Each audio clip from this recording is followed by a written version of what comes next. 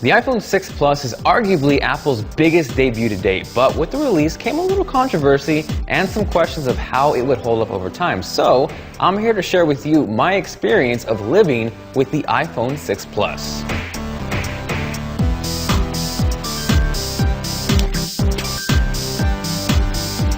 So what's up guys, Jonathan here with TLD. Hope you guys are doing well. It's good to be back. And I think it's safe to say that I've been using the iPhone 6 Plus for quite some time now. It actually dates all the way back to October 9th, 2014. So you fast forward 4 months and here we are. Now, unmistakably and undeniably, the biggest factor revolving around the 6 Plus is, of course, the size. You cannot ignore it.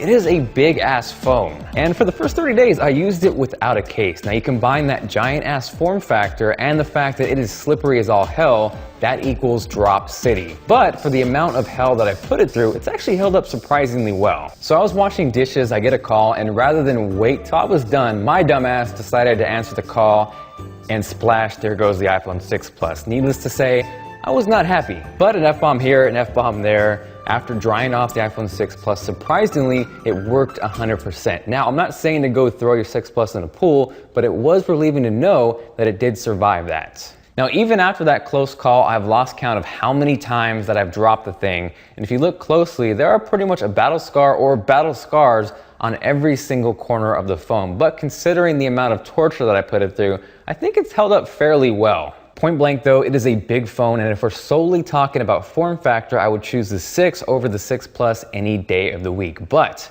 there are 2 very awesome things that have kept me on the 6 Plus, and that is the screen size and battery life. The display is 1080p, and yes, I know there are higher resolution screens out there, but I'm talking about the big picture and overall package here. I really don't ever use my iPad mini anymore because of the 6 Plus, and it's become my go-to device for reading and catching up on YouTube videos. Super enjoyable. Typing on the 6 Plus is solid because of that added screen real estate, and I've been using the Swift key, which for the most part is awesome, but it can definitely be a little buggy and just sometimes straight out not show up sometimes, which is extremely annoying because I'll have to close and then reopen the app, and that's something that I've never had to deal with using the Swift key on Android. Landscape mode is something you don't get on the 6, but honestly, I didn't find myself using it as much as I thought I would, and I have absolutely no idea why. The screen can rotate literally 360 degrees. Sometimes it'll actually glitch out and get stuck upside down, which to me is unacceptable. Shame on you, Tim Cook.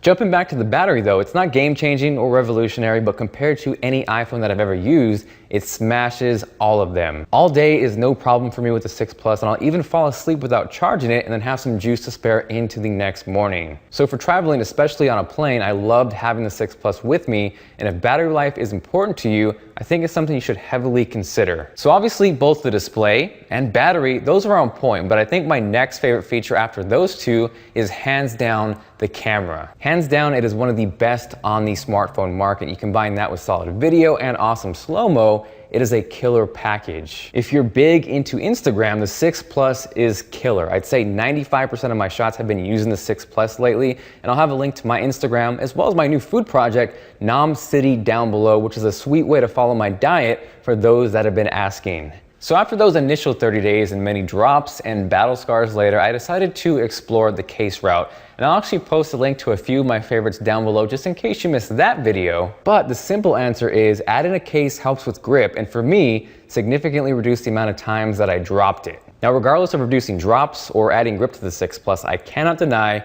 I still really enjoy the minimalist element of not rocking a case on the phone. So recently, I decided to throw a skin on there, which as you can see is pretty dope. I posted a teaser on Instagram last week, and a ton of you were asking what it was. So this particular skin is part of Slick Wrap's Wood series for 6 Plus. They do also have a few different series and styles, so I have a link to this one and all the other options posted down below for those who are interested. But thus far, the skin has been a nice medium between a naked phone and a case. Obviously, it's not going to be as much protection as a case, but the grip has helped me drop it less, so I'm happy with this route right now. So overall though, 4 months later, what do I think of the iPhone 6 Plus? It is not a perfect phone by any means, but it does offer a lot of good. Touch ID works great and has really just become second nature. Apple Pay, while it's super limited, I love and cannot wait for more retailers to take advantage of this because it is super convenient. Reachability is a nice idea and it helps, but ultimately doesn't fix the awkward size of the 6 Plus. I have average sized hands and 100% one-handed use really isn't possible for me with the 6 Plus, especially for typing and messaging. If you're like Mike and you can palm a B-ball in your sleep, then it's probably not going to be an issue for you.